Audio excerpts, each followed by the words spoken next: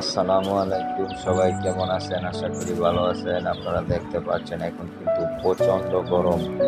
সেই গরমকে অপেক্ষা করে সারা বছর আমাদের সোনার কৃষকরা যে কষ্ট করে সোনার ফসল ফলিয়েছে তা এখন গড়ে তোলার সময়। কিন্তু অত্যন্ত দুঃখজনক, ফসল গড়ে তোলার সময় মহাজনরা সামনে এসে দাঁড়ায়। তাদের কষ্টে অর্জিত সেই ফসল তারা ন্যায্য মূল্য না দিয়ে নিয়ে যায়। এটি খুবই দুঃখজনক। তাই সরকার মহোদয়ের কাছে কৃষক যাতে সঠিক ন্যায্য মূল্য পায় সেই ব্যবস্থা গ্রহণ করার জন্য অনুরোধ করছি।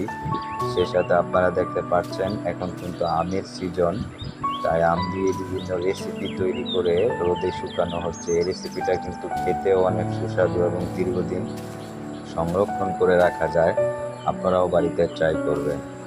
আমাদের রিয়েল হিরোদেরকে সঠিক মূল্যায়ন করার জন্য সবার দৃষ্টি আকর্ষণ করছি। সেই সাথে প্রচণ্ড রোদ বৃষ্টি অপেক্ষা করে তারা কিন্তু ফসল ফলায়। তো সরকার যেন তাদের সঠিক ব্যবস্থা গ্রহণ করে। সবাই ভালো থাকবেন। আসসালামু আলাইকুম।